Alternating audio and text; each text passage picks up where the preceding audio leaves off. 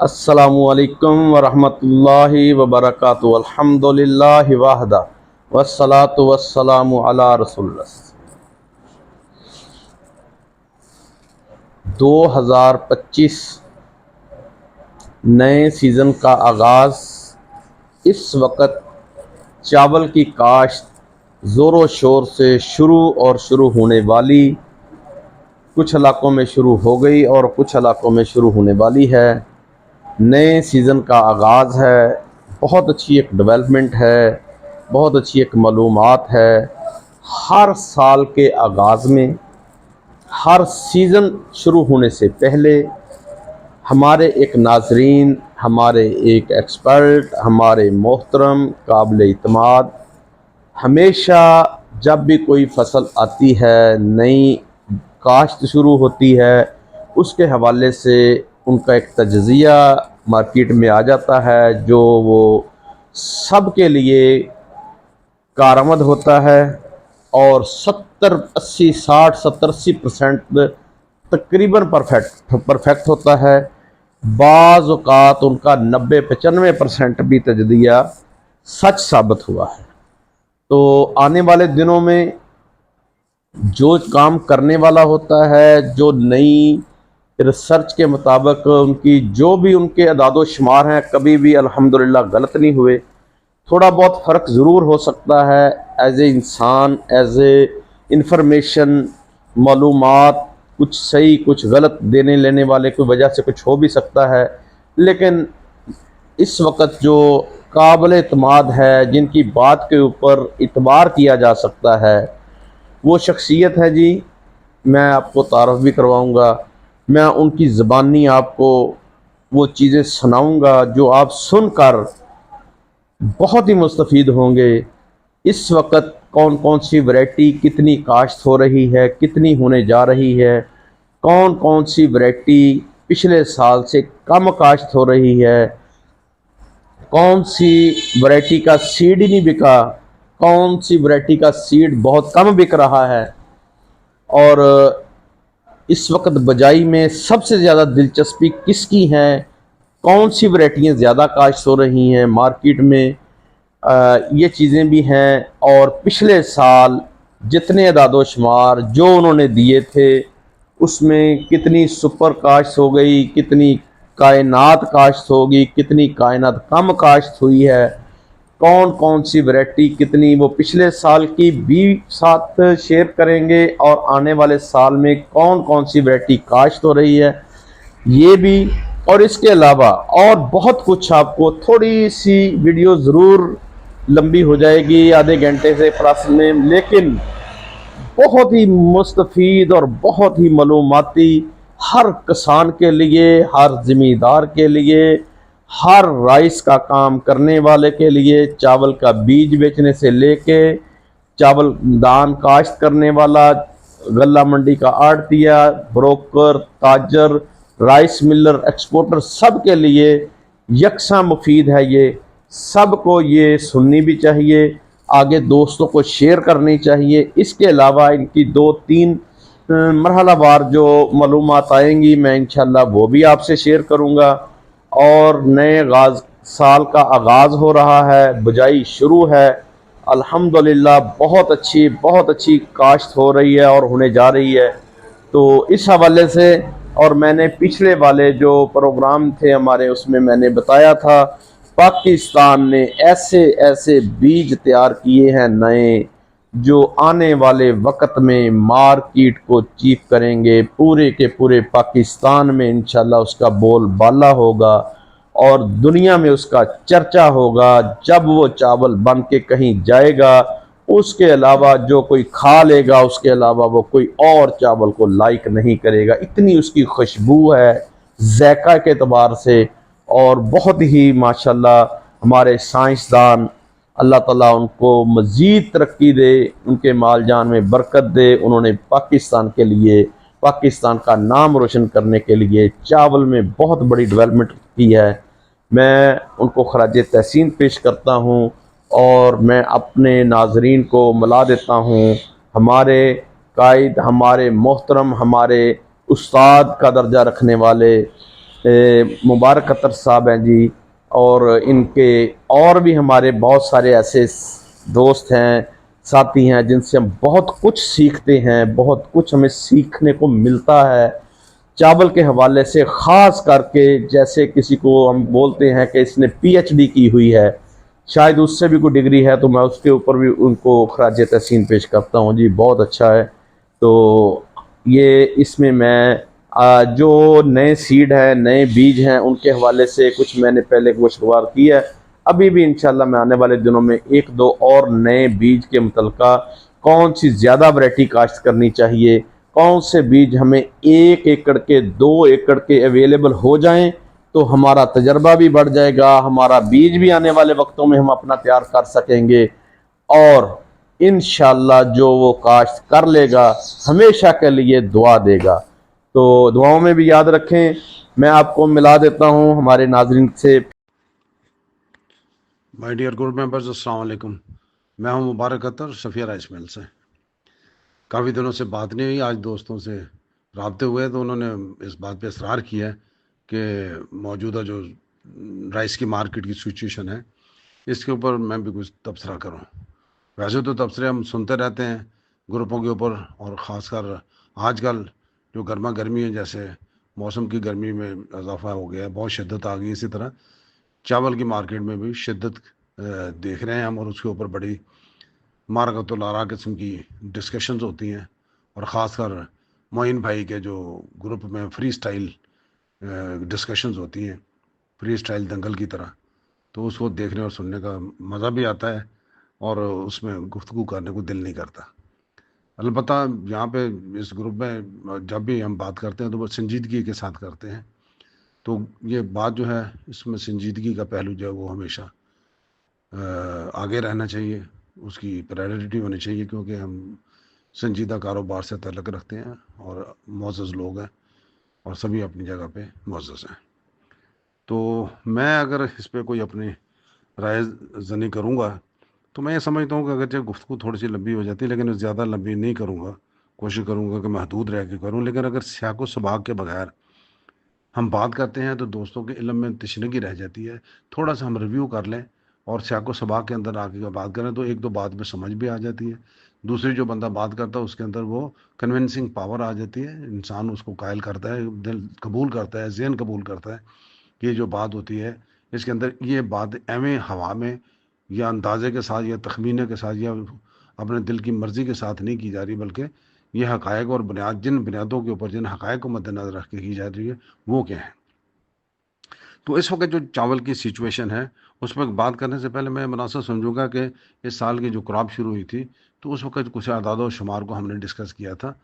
तो वो अदाद व शुमार जो हमने डिस्कस किए थे इब्तदाई तौर पर कि चावल की कितनी काश्त हुई है, तो वो उसको मैं थोड़ा सा रिपीट कर दूंगा चंद एक आइटम्स के ऊपर, फिर हम इसको गुफ्तगू को लेके आगे चलते हैं।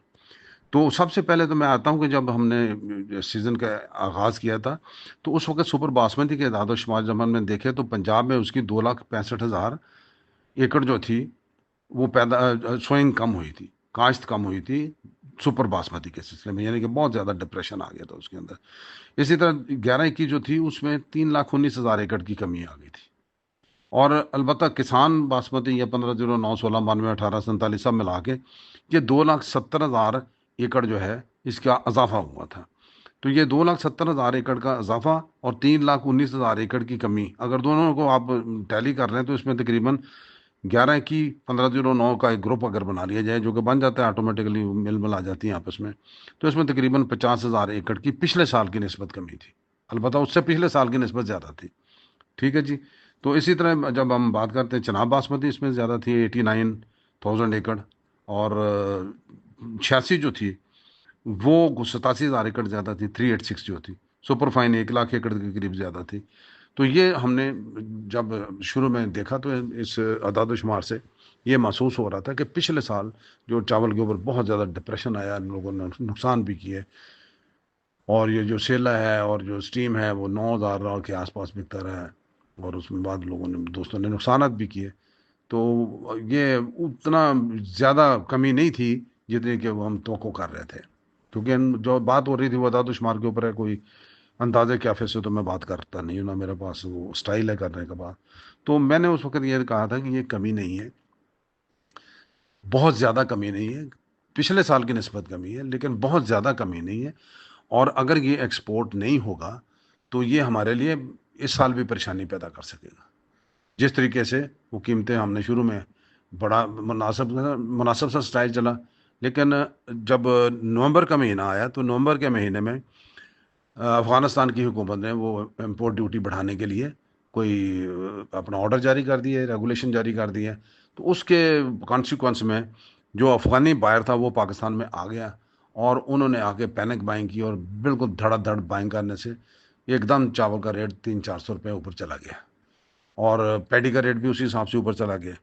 تو جب یہ افغانی جو ہے ان کا چونکہ ٹائم لمٹ تھا کہ انہوں نے ایک لمٹ کے اندر خریدار کرنی ہے اور لے کے نکلنا ہے اس کو، تو انہوں نے بڑی پینک مطلب دن رات بائنگ کر کے جس ریٹ پہ آئے اٹھا کے لے گئے، تاکہ وہ اپنی ٹارگٹ کو اچیو کر کے اب یہ امپورٹ ڈیوٹی سے بچ سکے.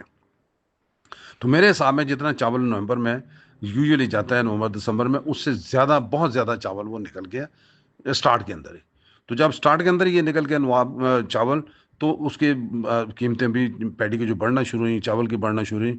تو اس کے آفٹر شاک جو تھے وہ دسمبر کا مہینہ بھی 15-20 دن جو تھے دسمبر کے، جن دنوں میں کاروبار ہوا، آخری 10 دنوں میں تو کاروبار پیچھے چلا جاتا ہے، تو ان دنوں میں وہ آفٹر شاک جو تھے وہ آتے رہے اور قیمتیں وہ اوپر کی طرف جاتی رہی. یعنی کہ دسمبر میں وہ تیزی کا سما رہا چاول کی قیمتوں میں. تو اس وقت ہم نے گفتگو کی تھی، میں نے بھی آپ کو عرض کیا تھا، ہمارے باقی دوست بھی جو سمجھدار ہیں وہ سمجھتے تھے کہ جتنے یہ ہمارے پاس پیداوار ہے، اگرچہ وہ میں نے پہلو ٹچ نہیں کیا کہ جو سندھ کا اسپیکٹ تھا کہ جس میں سپر باسمتی کی کراپ بہت بری ڈیمیج ہوئی تھی، دوسری اپنا نان باسمتی کی کراپ ڈیمیج ہوئی تھی، اور 11 کی جو سندھ سے پنجاب میں آتی ہے، کچھ لوگ لاتے ہیں وہاں پہ، تو اس کا بھی افیکٹ ہوا تھا. لیکن پھر بھی یہ جو سچویشن تھی وہ اتنی کوئی تشویشناک نہیں تھی.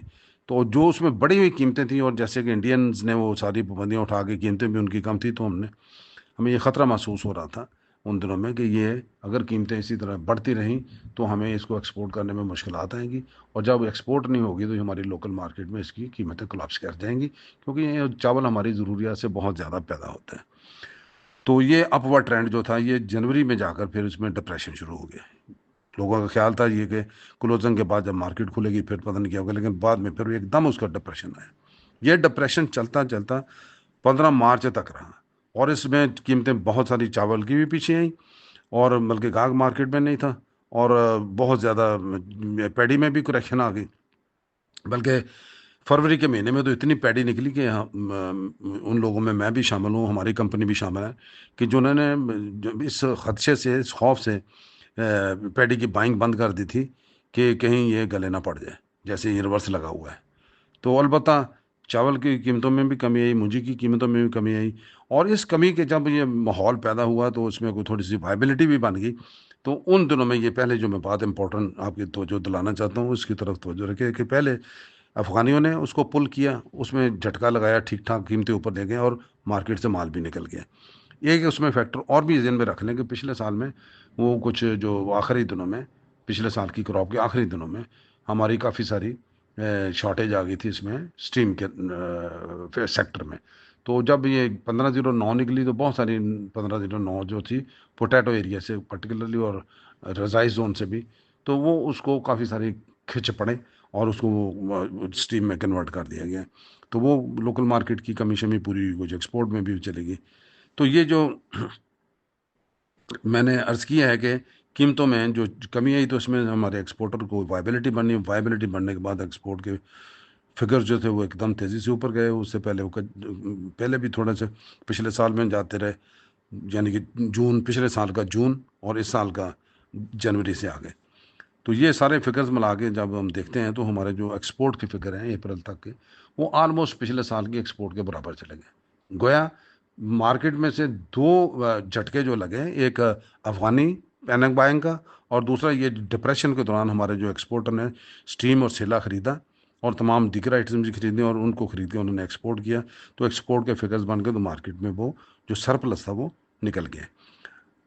عید کے دنوں میں آ کے تھوڑی سی مارکیٹ میں गर्मी पैदा हुई, हिद्दत आना शुरू हुई, और ईद के बाद अगला जो फिनोमेनन आया कि तकरीबन 4 महीने 5 महीने के बाद अफ़गानी बायर दोबारा आ गए, ये अप्रैल के महीने में। तो अप्रैल और तकरीबन 1 महीना तक, अप्रैल और कुछ मई के दिन भी जो हैं, तो ये फिर आगे अफ़गानी ने जो की है वो स्पीड बाइंग की है। तो आपको याद होगा कि फिर एकदम जो कीमतें थी वो 11,000 से ऊपर चली हैं, और 10,000 10,500 से बल्कि ऊपर चली। तो उसमें इजाफे का रुझान बन गया, और वो ये तीसरा फैक्टर आ गया कि मार्केट में से जब पुल एकदम आई है, नंबर 1 अफ़गानी की पहले नवंबर में, एक्सपोर्टर्स की, और एक्सपोर्टर्स के साथ लोकल मार्केट में भी नेचुरली कंज्यूम होती रही, और तीसरे जो अफ़गानी जो ईद के बाद एकदम इनकी स्पीड बाइंग आई, और उसने 200 300 400 500 रुपये ऊपर रख के ख़रीदारी की, ताकि उसने अपने टाइम लिमिट के अंदर लेके उसको निकलना था, निकल गया। तो अब जो कीमतें फिर एकदम, हमारे जो दोस्त बैठे थे, जिनको राइट पहुंचता है कि वो जो जैसे चाहे अपनी पॉलिसी इख्तियार करें, हमारे वो मिलर्स जिनका बिजनेस का स्टाइल ये है कि वो चावल बना के रख लेते हैं, और फिर उनका एक टारगेट होता है कि मेरे इस भाव में पड़ता है, इस रेट तक आएगा तो मैं बेचूंगा। तो अगर वो आ जाता है तो बेच लेते हैं, नहीं आता तो मजबूरी में फिर जहाँ पे बेचना पड़े, नेचुरली बेचना तो होता ही है। और दूसरे हमारे स्टॉकिस्ट जो हैं, उनके नज़रिया यही होता है कि हमें 2 पैसे बचे, तो उनको अभी तक फिर मौका नहीं मिला था। तो अब उनको मौका मिलने के ये दिन शुरू हो गए, जब आज की डेट में हम बात कर रहे हैं कि वो सब ऊंची कीमत के ऊपर बैठे हुए हैं। तो यहाँ पे आगे अब सवाल पैदा होता है कि अब हमने करना क्या है। तो जब हमने करना क्या है, तो उसमें अपने अपने हर कोई बंदा राय देता है कि क्या होगा क्या होगा। हमारे वो दोस्त के जो कीमतों की बुलंद बुलंद उम्मीदें लगाए बैठे हैं, उनकी तो ख्वाहिश है ये कि ये 1400 और 14,000 रुपये में बिक जाए स्टीम चिल्ला। कोई कहता है जी 15 में बिक जाए, कोई 1600 में बिक जाए। कुछ हमारे दोस्त हैं वो मार्केट सर्वे करवा रहे हैं कि कितने रुपए किलो में बायर ख़रीदने के लिए तैयार है। तो इस तरह की सारी ये बातें बुतें हम कर रहे हैं। हर बंदे की अपनी राय है, हर अपने का अपना मिजाज है। तो मैं जो अपने पॉइंट ऑफ व्यू से बात करता हूँ कि अब तक जो मार्केट में से निकल चुका है, तो ये भी ज़हन में रखना चाहिए कि पीछे 8 महीने भी गुजर गए हैं क्रॉप को। 8 महीने जो क्रॉप के इस साल के, जो राइस का हमारा फाइनेंशियल ईयर है, इसके अंदर 8 महीने इस क्रॉप के गुजर चुके हैं। और अगली क्रॉप जो है वो जब आनी है अपना नवंबर सितंबर के अंदर, तो उसमें ये बात उसको मद्देनजर रखते हुए, ये भी कुछ कहते हैं बड़ा टाइम पड़ा है। ठीक है, 4 महीने पड़े हैं, नवंबर में आ जाएगी, सॉरी सितंबर में क्रॉप आ जाएगी 1509 की, और नॉन बासमती के जो आइटम है उनकी भी मैं बात करता हूँ, वो भी आना शुरू हो जाएंगी अगस्त के आखिर में। तो अभी तक के जो प्राइसेस का जो सिलसिला है, और जिस तरीके से सेलर जो है वो मुजाहमत कर रहा है, तो उसमें एक्सपोर्ट की खिड़की तो बंद होती नज़र आ रही है। क्योंकि हमारे अपने भी जो हम जो बायर्स हैं अब्रॉड में, जिनको हम एक्सपोर्ट करते हैं, उनको जब मौजूदा मार्केट की सिचुएशन के मुताबिक कीमतें मद्देनजर रख के हमने प्राइसेस कोट किए हैं, तो उन्होंने आगे से रजिस्ट किया है, उन्होंने वो सौदा एक्सेप्ट नहीं किया है। इसी तरह दूसरे सौदे भी हैं, क्योंकि हमने वो आइसोलेशन में सौदा नहीं बेचना। हमारे कुछ दोस्त कहते हैं जी पाकिस्तान की क्वालिटी बहुत अच्छी, सारी चीज़ें अपनी जगह पे इंपॉर्टेंट है, लेकिन इंडिया फैक्टर को आप एक्सक्लूड नहीं कर सकते जब आप सौदा बेचते हैं। एक रीजनेबल लेवल तक तो आपको वो प्रीमियम मिल सकता है, लेकिन उससे ज़्यादा फिर मिलने की तो को नहीं। तो इस वक्त तक मुझे एक्सपोर्ट की तो खिड़की बंद होती नज़र आ रही है, इसको मद्देनजर रखें, सेल और स्ट्रीम दोनों में भी। ठीक है जी। अलबत्ता ये है जी कि कच्चे और 386 में उनकी सुनी गई है। वो आपको भी पता है, मुझे भी पता है कि जब ईरान में नई क्रॉप आती है तो वो सारी की सारी इंपोर्ट बंद कर देते हैं, ताकि उनके लोकल जो ग्रोअर है उसको सही कीमतें मिल सकें। तो और उसके बाद 5-6 महीने बाद वो उसकी पाबंदी को ऑफिशियली उठा देते हैं, या अनऑफिशियली वो जाना शुरू हो जाता है। तो अभी वो ऑफिशियली अनऑफिशियली जो भी सूरत हाल है, ज़्यादातर तो यही कहा जा रहा है कि अभी तक अनऑफिशियली है। तो उसमें कच्चा जो सुपर है और 386, तो उसकी ईरानी बाइंग आई है, तो उनके ऊपर जो अफसरद की तारी थी इस आइटम के ऊपर, तो अल्लाह ताला ने उनकी भी सुन ली, उसमें भी वो बेचारे नुकसान से भी निकल गए, और कुछ फ़ायदे की बात उनकी भी हो जाएगी। तो ये भी मार्केट में हिलचल शुरू होगी। और 311 की और 1509 एक ही आइटम आप समझ लें, इसमें सेला भी है, स्ट्रीम भी है। तो इसमें लोकल मार्केट जो है वो मुज़ाहमत कर रही है अभी। अब जब हम किसी बंदे को 13,000 रुपया सुनाते हैं या 13,500 रुपया सुनाते हैं, तो वो आगे से रजिस्ट करता है। मार्केट में ऑलरेडी जब तक माल पड़े हुए हैं वो क्लियर नहीं होते, اور پھر یہ جب مارکیٹ میں جائیں گے تو آگے جو ہمارا لوکل کنزیومر ہے وہ اس کو ایکسیپٹ کرتا ہے کہ نہیں کرتا. آپ کو یاد ہوگا کہ یہ جو سیزن ہمارا 22-23 کا تھا تو 23-24 اور 24-25 اب یعنی کہ پچھلے سیزن سے پچھلا سیزن تو اس میں بہت بڑی کمی تھی مارکیٹ میں. تو اس کی وجہ سے قیمتیں جو تھیں وہ پھر اپورڈ ٹرینڈ رہا. لیکن اس میں بھی وہ 13,000 کا جو ٹارگٹ تھا اس 13,000 سے اوپر نہیں کراس کر سکی. 11-21 کی قیمتیں جو تھی اس ٹیم کی یا سیلے کی وہ 13 کے پلس مائنس اوپر نیچے رہ کے اور زور لگانے کے بعد پھر وہ اسی رینج میں رہیں گی. تو اس وقت بھی جو مزاحمت مارکیٹ کر رہی ہے اس وقت تک وہ کھلی اوپن بائنگ یا سیل بائنگ نہیں ہو رہی لوکل مارکیٹ کی طرف سے جتنی کی ہونی چاہیے. اب ملرز کی یا ان لوگوں کی ایسے ملرز کی جو کہ اس اپنا ماڈل پہ کام کرتے ہیں کہ بنایا رکھ لیا اور پھر جب ایک لیول آیا تو پھر اس میں اکٹھا بھیج دیا یا بڑے بڑے سودے کر کے بھیج دیے. وہ یہ اسٹاکس کی ان کی امیدیں تو ابھی بہت بلند ہیں تو ان کو بلند سوچنے کا پورا حق ہے, ان کو کوئی روک نہیں سکتا. خریدار کی مزاحمت میں نے عرض کر دی ہے, صرف ضرورت کے وقت تھوڑی ضرورت کے مطابق تھوڑی تھوڑی وہ خریداری کر رہے ہیں. اب میں آپ کو یہاں پہ جو کیا کرنا چاہیے اس سچویشن میں یا کیا ہونے کا امکان ہے وہ تو اللہ تعالیٰ کی ذات پاک کو پتہ ہے. لیکن جو ویریبل سامنے مد نظر رکھ کے میں جو سجیشن اپنی طرف سے دینا پسند کروں گا, اور اگر آپ اس کو سمجھیں کہ اس میں کوئی کنونسنگ آرگومنٹ ہے تو اس کو وزن دے دیجئے گا, ورنہ کسی کے اوپر یہ میری تجویز یا میری اوپینین جو ہے یہ بائنڈنگ نہیں ہے. یہاں پہ میں آپ کو یہاں پہ دو تجویز دینے سے پہلے میں دو باتیں آپ کو پہلے بتا دیتا ہوں جس کو مد نظر رکھ کے ہم نے کام کرنا ہے. جاپان کی میں ایک مثال دیتا ہوں کہ جاپانی مال جو ہوتا تھا نا جی یہ سیکنڈ ورلڈ وار سے پہلے, تو ہمارے بزرگ بتایا کرتے تھے کہ جو انگلینڈ کا مال آتا تھا وہ چیزیں آتی تھیں وہ پائیدار ہوتی تھی, جو جاپانی ہوتی تھی وہ بس ایسے ہی ہے جیسے آج کل یہ چائنا مال ہوتا ہے. تو جب جاپان تباہ ہو گیا سیکنڈ ورلڈ وار کے بعد, ان کا جب انہوں نے رینیسنس شروع کی, دوبارہ انہوں نے ری بلڈ شروع کیا, اپنا کم بیک کیا, تو اس وقت کی جو قیادت تھی اس نے وہاں پہ اپنی قوم کو دو چیزیں سکھائیں اور ان دو اصولوں کے اوپر انہوں نے اپنی بنیاد بنا کر اپنے بزنس کو دوبارہ اور اپنی انڈسٹری کو دوبارہ اپنی اکانومی کو دوبارہ بوسٹ اپ کرنا شروع کیا. پہلے تو انہوں نے کہا یہ کہ یہ جو کوالٹی ہے نا جس میں کہتے ہیں کہ یہ کمی بیشی ہو جاتی ہے اس کو ختم کر دیں. آج کے بعد انہوں نے کہا جی جب ہم نے ترقی کا منزل زینہ طے کرنا ہے تو یہ ذہن میں رکھ کر چلیں کہ there should be total quality control. Quality میں 19 کی نہیں ہونا چاہیے, یہ 100% کوالٹی کا کنٹرول ہونا چاہیے. پہلا اسکول انہوں نے یہ وضع کر دیا. اور دوسری جب انہوں نے کہا کہ جب یہ چیزیں بیچنی ہیں ٹریڈ کرنی ہے تو اس میں دوسرا پرنسپل یہ اپلائی کرنا ہے کہ ون ون سچویشن ہونی چاہیے. یعنی کہ جو بیچنے والا اس کو بھی فائدہ ہو, جو خریدنے والا اس کو بھی فائدہ کا, اس کا پہلو بیچ میں رکھا جائے, اور بیچ میں اگر کوئی مڈل مین ہے تو اس کا بھی فائدہ کا ویو جو ہے اس کو مد نظر رکھا جائے. جب جتنے کسی ٹرانزیکشن کے اندر, کسی ٹریڈ کے اندر, کسی تجارت کے ڈیل کے اندر جتنے سٹیک ہولڈرز ہوں گے وہ جب تک سارے کے سارے ون ون سچویشن میں نہیں آئیں گے وہ کاروبار اچھا نہیں چل سکتا. تو اس کو مد نظر رکھتے ہوئے, اسی پرنسپل کو مد نظر رکھتے ہوئے ون ون سچویشن کی طرف آئیں.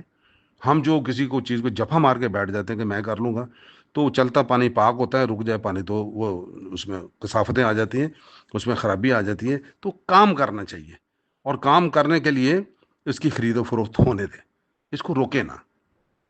ابھی بھی اللہ کا شکر کرنا چاہیے کہ جو 12-13 ہزار کی جو سچویشن ہے یہاں پہ بھی کاروبار ہو جانا چاہیے. ٹھیک ہے جی, خود ہی پتہ چل جائے گا کہ اگر کراپ ہمارے پاس یا رائس ہمارے پاس کوئی ضرورت سے زیادہ سرپلس, جیسے کہ میں نے عرض کر دیا کہ ایکسپورٹ والی سچویشن تو ابھی نظر نہیں آتی. میرے اور دوستوں ایکسپورٹرز ہیں وہ بھی اپنی رائے کا اظہار کر سکتے ہیں کہ کیا وہ سچویشن ہے ایسی کہ ہم ایکسپورٹ ان قیمتوں پہ لے کر سکیں. مجھے تو نظر نہیں آتی. تو وہ تو سچویشن نہیں. اب لوکل مارکیٹ جو ہے اس کے لیے جتنے سٹاکس پڑے ہیں وہ یہ میرے بھی علم میں نہیں ہے, آپ کے علم میں بھی نہیں, ایکوریٹ فگر تو کسی کے پاس نہیں ہے.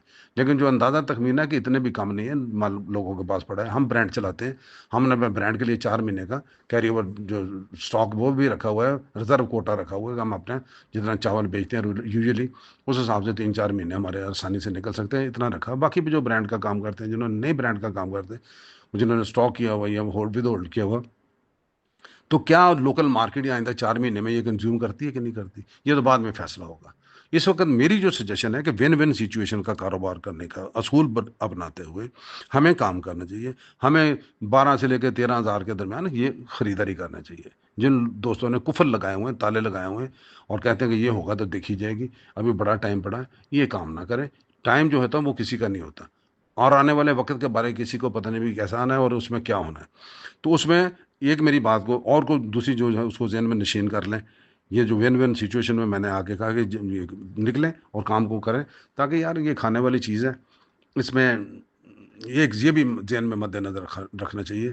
اسلامی اصول کو بھی ذہن میں رکھنا چاہیے. کچھ لوگ اس کو برا مناتے ہیں بات کریں، تو میں اس کو نہیں کرتا. اسلامی اصول بھی یہی ہے کہ اگر اس کو روکا جائے کھانے والی چیز کو تو اللہ ناراض ہوتا ہے، اور اس پہ منع کیا گیا کہ اس نظریے سے روکنا کہ یہ بہت مہنگا ہوگا تو میں بیچوں گا، تو یہ بھی اللہ ناراض ہوتا ہے. تو اس پہلو کو مد نظر رکھنے کے ساتھ ساتھ آپ نے یہ بھی دیکھنا ہے کہ یہ ہماری بیسک فوڈ نہیں ہے. پنجاب کی، پاکستان پورے کی چاول جو ہے یہ ہماری سٹیپل فوڈ نہیں ہے. یہ صبح شام کھانے والی چیز نہیں ہے. اس کے بغیر بھی ہم گزارا کر سکتے ہیں. اور کچھ تو ہمارا ایک سیکشن ہے آبادی کا ایسا کہ جن کو مہنگائی کا کوئی فرق نہیں پڑتا، جو مہنگا ہو سستا ہو وہ لے سکتے ہیں، ان کو فرق نہیں پڑتا. وہ 500 روپے کا چاول ہو جائے گا کلو تو پھر بھی وہ خرید لیں گے، تو ان کو کوئی فرق نہیں. لیکن اس کا جو سیکشن کا ریشو ہے، پرسنٹیج ہے، وہ 2-4% سے زیادہ نہیں ہے. اور 200-400% جو ہے وہ ویسے ہی ان کی جو بابے بوبے یا ان کی فیملیز ہوتی ہیں، لڑکے لڑکیاں ینگسٹر جو وہ سارے کے سارے اپنا ہیلتھ کانشیس اور فٹنس کانشیس ہوتے ہیں. وہ بڑا چن چن کے 4 چمچے کھاتے ہیں، ہماری طرح وہ پلیٹیں بھر بھر کے نہیں کھاتے. تو باقی جو ہماری middle class, lower middle class ہے، ان کے جب قیمت چیز سے اپنا پہنچ سے باہر نکلے گی، قوت خرید سے باہر جائے گی، تو اس کی خریداری وہ کم کر دیں گے. وہ آٹا کھا لیں گے، کیونکہ آٹا جو سستا ہے اس دفعہ، وہ ابھی سب میرے دوست محسوس کر رہے ہوں گے کہ جو لوگ ہیں وہ جو چیپر پروڈکٹس کی طرف چل پڑے ہیں. وہ شارٹ گرین اور دوسری جو ورائٹیز ہیں ان کی طرف ان کا رجحان ہو گیا، کیونکہ وہ بائنگ پاور نہیں ہوگی تو پھر وہ کیسے خریدیں گے. اور کیری اوور سٹاک اگر بچ گئے، جیسے میں کہہ رہا ہوں کہ اس کو رکھنا چاہیے کہ ہمیں کیا اس وقت تک یہ کنزیوم ہو جائیں گے، اگست کے آخر تک یا ستمبر کے شروع تک. اگر نہیں ہوتے تو پھر ایک بات کو مد نظر رکھنا چاہیے کہ کیری اوور سٹاک سے اس سال بچیں، کیونکہ اس سال پاکستان کی تاریخ کی سب سے بڑی سوئنگ ہونے والی ہے رائس کی. اس سے بڑی سوئنگ پاکستان کی ہسٹری میں کبھی نہیں ہوئی ہوگی جو اس وقت ہوگی. اور اس میں کئی فیکٹرز ایسے ہیں کہ جن کو بڑے سامنے پڑے نظر آتے ہیں. نمبر 1 کہ گندم میں لوگوں کی دوائی پھیل گئی. ٹھیک ہے جی، جو آپ نے دیکھ لیا ذمہ دار کا جو ہرش ہوا، اور اس لیے گندم ابھی بھی 2200 سے 2300 روپے بک رہی ہے. اور اوپر سے مکئی آئی ہے، اس کی اوپننگ ہوئی ہے 3000 کے اوپر، اور اس کے ریٹ جو اتنی تیزی سے نیچے آ رہا ہے کہ آج 24-25 کی وہ سچویشن آ گئی ہے. اور جتنی تیزی کے ساتھ مارکیٹ میں مکئی آئے گی، جتنی ہاں ایک اور بھی کہ مکئی کی بمپر کراپ ہے اس دفعہ، اس کی سوئنگ بہت زیادہ ہوئی ہے. اور اس میں تھوڑا سا فیکٹر کچھ گڑبڑ ہوئی ہے کہ اس میں پولینیشن کا، جہاں پہ کچھ ان لوگوں کی جنہوں نے تھوڑی سی لیٹ کاشت کی تھی، تو وہ اس اگر آئیے تو اس میں یہ پولینیشن کا پرابلم ہوا ہے. لیکن اوورآل پیداوار تو میں ابھی نہیں بتا سکتا کتنی ہے، لیکن سوئنگ بہت زیادہ ہوئی تھی. ٹھیک ہے جی. اگر مکئی کی قیمتیں بھی نیچے گر جاتی، زمیندار کا پانی، کھاد، پیسٹیسائڈ، بیج، اور پانی سب سے مہنگا، بجلی سب سے مہنگی، ڈیزل سب سے مہنگا، یہ سارے خرچنے کے بعد اگر مکئی میں کچھ نہیں ملا، اگر اس کو چاول میں کچھ نہیں، اپنا گندم میں کچھ نہیں ملا، اور ہمارے ساہیوال زون کے اندر ایک اور کراپ آتی ہے پوٹیٹو. تو پوٹیٹو کے پاس بھی میرے پاس اعداد و شمار آئے تھے، اور میں نے کچھ دوستوں کو وہ بتائے تھے. ان گروپ کے اوپر میں نے اس لیے شیئر نہیں کیے تھے شاید اس گروپ کی وہ سب لوگوں کی، البتہ یہ ساہیوال ڈویژن کے اندر تو کچھ چاولوں والے جو ہیں وہ کرتے ہیں. تو میں نے تو بہت سارے لوگوں کو منع کیا تھا کہ اس دفعہ پوٹیٹو کی بمپر کراپ ہے، تو اس کو سٹاک کرنے سے بچیں. اور میرے جتنے تعلق والے دوست تھے ان کو میں نے یہ کہا تھا کہ اس کو جتنی جلدی ہو سکتا ہے بیچ دیں. ذمہ دار بھی اڑا ہوا تھا، اور اپنا خریدار بھی اندھا دھند خریداری کر رہے تھے، اور بہت مہنگی خریداری کر کے اسٹوروں کے اندر رکھی ہوئی ہیں. اور ذمہ داروں نے بھی اپنے اسٹوروں میں ہولڈ کی ہوئی ہے کہ یہ 10,000 روپے کی بوری ہو جائے گی تو پھر بیچیں گے. آج وہ مصیبت یہ ہے کہ لوگوں کو وہ مہنگی پڑ رہی ہے، 6,000 سے اوپر کی، 7,000 کے قریب بوری پڑ رہی ہے ان کی بائنگ. جب کے بعد جب اسٹور کا خرچہ ڈال کے نکلے گی تو آج مارکیٹ جو ہے وہ تقریباً 4,000 سے 4,500 تک کا ہے. تو سب کے سب وہ نقصان میں جا رہے ہیں. تو یار آلو میں بھی اگر نقصان ہو جاتا ہے، مکئی میں بھی نقصان ہے، اور اس میں بھی گندم میں بھی نقصان ہے، تو پھر ذمہ دار کے پاس ایک ہی چیز بچتی ہے جو کہ اس وقت بھی اس نے منجی میں 6,000 روپے سے اوپر کما لی ہے. تو وہ سارے کا سارا زور لگائے گے اس کے اوپر. اور ایک میری بات سے آپ ایگری کریں گے کہ اس وقت رائس زون کے اندر اور 3 زون میں بنا دیتا ہوں. ایک رائس زون ہے, ایک پوٹیٹو زون ہے جس میں سائبر ڈویژن اور پارٹلی اس کا ملتان ڈویژن بھی آ جاتا ہے, اور ایک آپ کا صدرن زون ہے جس میں یہ رحیم یار خان جنگ وغیرہ سارا, تو یہ اپنا ملتان بھی آ جاتا ہے, بھاولپور, بھاول نگر. تو یہ صدرن زون جو ہے اس کو کر لیں.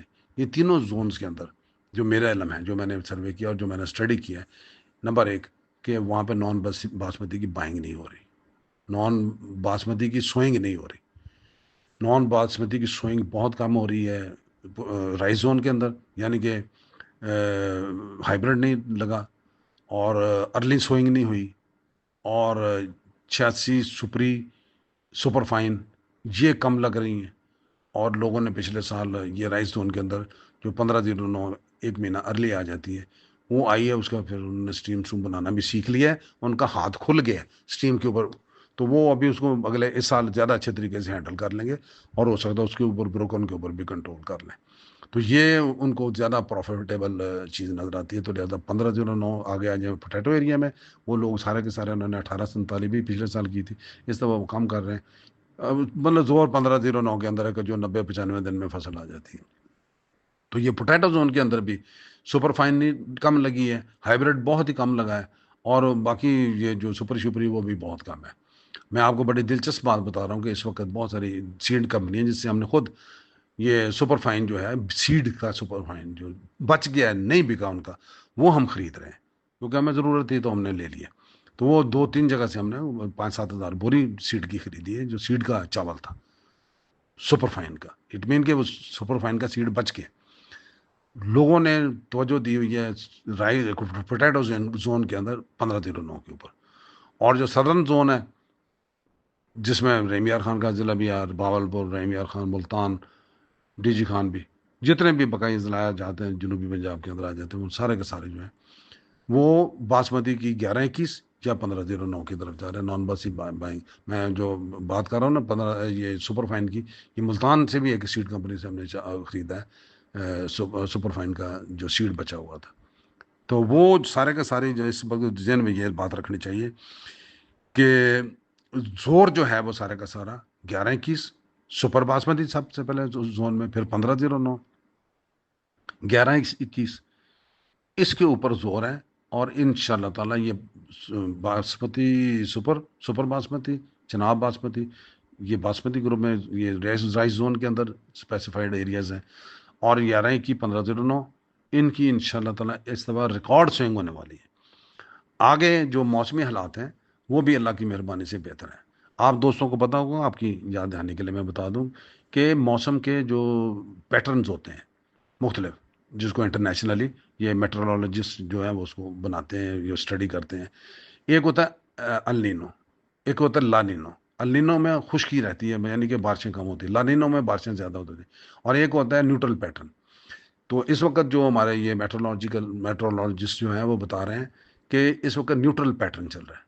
نیوٹرل پیٹرن جو ہوتا ہے وہ سب سے اچھا ہوتا ہے, اس لیے کہ اس میں اس علاقے میں, اس زون کے اندر ہمارے میں جہاں پہ ہم رہ رہے ہیں, جو پچھلے 30-40 سال سے بارشوں کا ایک ایوریج جو سٹائل رہا ہے اس وہ پرویل کرے گا. اس میں بارشیں بھی ہوں گی اور بہت زیادہ بھی نہیں ہوں گی. تو جو النینو ہوتا ہے اس میں بالکل ہی سوکھا رہ جاتا ہے کام. لانینو ہوتا ہے اس میں فلڈ آ جاتا ہے, فصلیں تباہ ہو جاتی ہیں, کئی بیماریاں وہ فصلوں کو لگ جاتی ہیں زیادہ بارش ہونے کی وجہ. تو یعنی کہ موسمی حالات بھی ٹھیک ہے, دھوپ ٹھیک پڑی ہے, گرمی ٹھیک پڑی ہے, گلیشیئر میلٹ ہوئے ہیں, دریاؤں میں, نہروں میں اس وقت پانی آ رہا ہے الحمدللہ. اور اوپر سے یہ پری مانسون بھی تھوڑی سی بارشیں ہو گئی ہیں, یہ پچھلے اوپر ایریا میں بھی ہو گئی ہیں, اور ادھر ایکسپیکٹڈ ہے کہ آگے بھی ہو جائیں گی. تو یہ اللہ تعالیٰ کے گھر سے امید ہے کہ یہ موسمی حالات بھی سازگار رہیں گے, سوئنگ بہت زبردست ہوگی. اور جب موسمی حالات سازگار رہ جائیں, اللہ تعالیٰ کے فضل و کرم شامل حال رہ جائیں, جس کی ہمیں ضرورت بھی ہے, ہم دعا بھی کرتے ہیں کہ یہ اگر اچھی فصل ہوگی, زیادہ فصل ہوگی, تو ہمارا کاروبار اچھا چلے گا, زیادہ چلے گا, ایکسپورٹ ہم زیادہ کریں گے. وہ ون ون سچویشن آ جائے گی, ذمہ دار بھی کمائے گا, ملر بھی کمائے گا, ایکسپورٹر بھی کمائے گا. تو جب یہ چیزیں جو ہے نا جی, یہ رائس زون, پوٹیٹو زون اور نارتھ پنجاب کا جو میں نے ذکر کر دیا, یہ سارے کے سارے ایریا میں آپ خود بھی جائزہ لے رہے ہیں, جو میرے دوست سن رہے ہیں کہ وہ کس طریقے سے اس کو اب لوگ اس کو پریفر کر رہے ہیں بیجنے کو.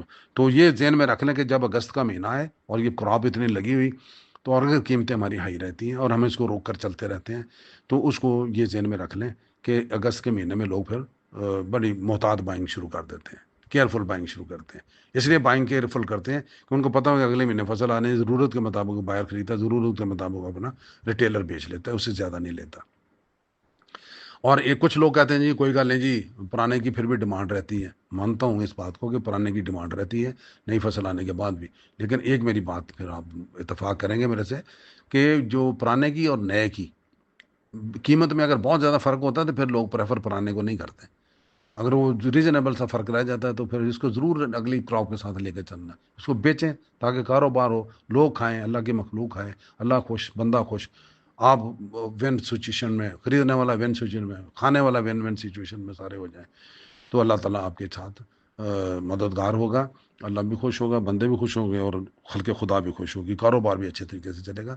کاروبار کو چلتا رہنا چاہیے. کاروبار کو چلانے والا جو آئٹم ہے جس کی ہم تجارت کرتے ہیں اس کو روکنا نہیں چاہیے, اس کی ہولڈنگ نہیں کرنی چاہیے. اگر میری کسی کو دوست کو اس گفتگو سے کوئی اختلاف ہو تو اس کو مائنڈ نہ کریں.